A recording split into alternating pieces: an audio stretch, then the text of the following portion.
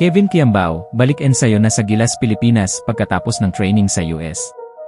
Sumabak na muli si Kevin Kiambao sa ensayo ng Gilas, Pilipinas ngayon ng Lunes matapos ang kanyang pagsasanay sa US para sa layuning makapasok sa NBA Summer League.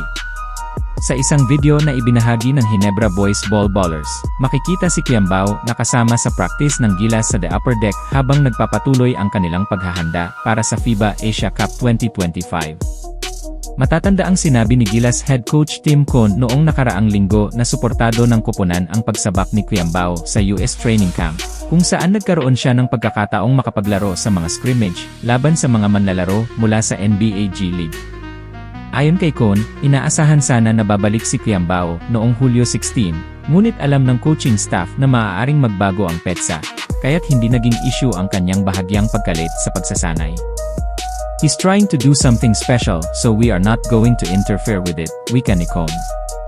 Dagdag pa ni Cone, bahagi na ng player pool si Kiambao simula pa noong umpisa, kaya't hindi siya nababahala sa oras na nawala ang forward sa ensayo. He is a guy that has been there from the beginning, so he knows what we are doing. You always want to have as much time as you can. Any practice that we have together is going to make us better. If we are not together practicing, we are not going to get better. Any little practice we can have is chance for us to be better, paliwanag pa ni Cone. Sa pagbabalik ni Kiambao, inaasahang lalong lalakas ang Gilas Pilipinas habang papalapit ang kanilang kampanya sa FIBA Asia Cup 2025.